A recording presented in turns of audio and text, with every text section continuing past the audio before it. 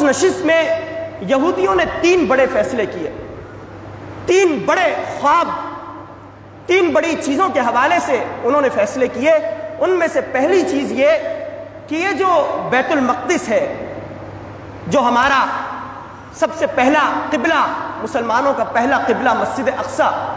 اس مسجد اقصیٰ کو نعوذ باللہ وہ یہودی ڈھا دیں گے، اس کو شہید کر دیں گے، اور اس کی جگہ پر وہ جو ہیکل سلیمانی، وہ ٹیمپل، اس معبد سلیمانی کو تعمیر کریں گے اور مسجد اقصیٰ کو ڈھا دیں گے اور گرا دیں گے۔ ان کا پہلا منصوبہ، یہ 19ویں صدی میں انہوں نے یہ منصوبہ بنایا، اور اس منصوبے کے بعد سے مسلسل وہ کوششیں کرتے رہے۔ جب انہوں نے یہ منصوبہ بندی کی تو ان کے درمیان اختلاف پیدا ہوا، یہودیوں کے درمیان 2 گروہ آپس میں بٹ گئے۔ ایک گروہ نے کہا کہ آج سے ہی ہم اس بات کی کوشش کے اندر مصروف ہو جائیں گے کہ کس طریقے سے مسجد اقصیٰ کو ڈھایا جائے اور اس کی جگہ پر ہیکل سلیمانی اور معبد سلیمانی کو تعمیر کیا جائے، آج سے ہم ان کوششوں کے اندر مصروف ہو جائیں گے۔ اور دوسرا جو قدامت پسند گروہ ان کے اندر موجود تھا، انہوں نے یہ فیصلہ کیا کہ ہم جو ہے اپنے مسیحا کا انتظار کریں گے، جب ہمارا مسیحا اس دنیا کے اندر آئے گا تو اس مسیحا کے ساتھ مل کر ہم مسجد اقصیٰ کو ڈھائیں گے۔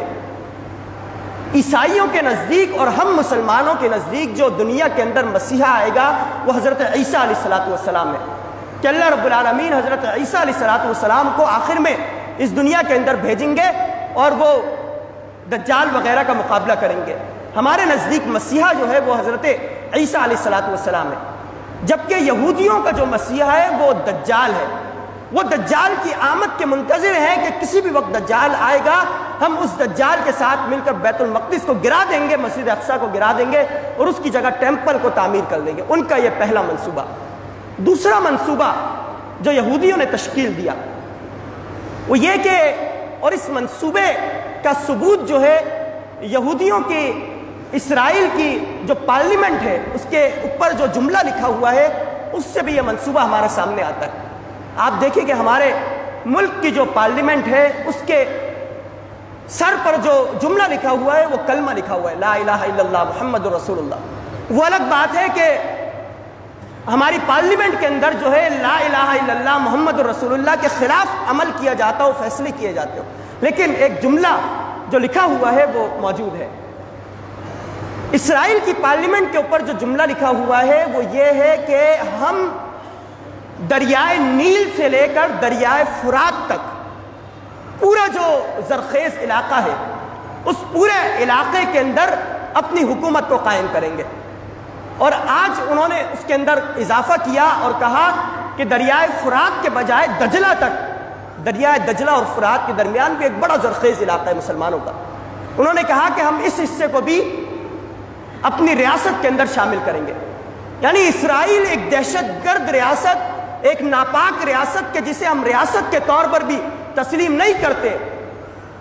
انہوں نے یہ جملہ لکھا کہ دریائے نیل سے لے کر دریائے فرات اور دجلہ تک پورا کا پورا جو علاقہ ہے ہم اس علاقے پر حکومت کریں گے۔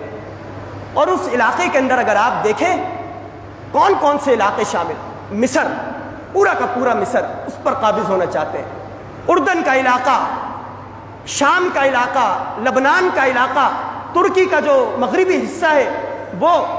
اور آپ کو یہ بات سن کر حیرت ہوگی کہ اس علاقے کے اندر ہمارا جو مسلمانوں کا مدینہ منورہ ہے وہ بھی شامل ہے۔ انہوں نے کہا کہ ہم مدینہ منورہ کو بھی فتح کریں گے، یہ ہماری اپنی ذاتی میراث ہے۔ نبی کریم صلی اللہ علیہ وسلم جب اس دنیا میں آئے تھے اس وقت مدینہ منورہ کے اندر 3 ہمارے بڑے قبائل موجود تھے جو مدینہ منورہ کے اندر رہا کرتے تھے،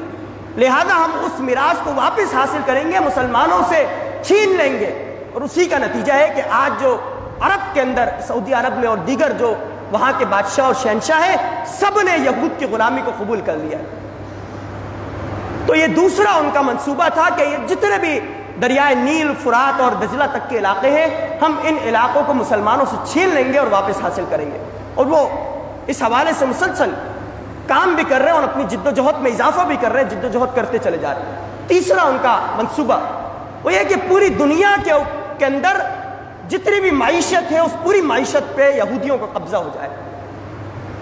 سارا کا سارا مال، سارا کا سارا فائدہ، سود کے ذریعے فائدہ ہو یا کسی اور ذریعے فائدہ ہو، وہ سب کچھ یہودیوں کو ملے۔ یہ تین بڑے منصوبے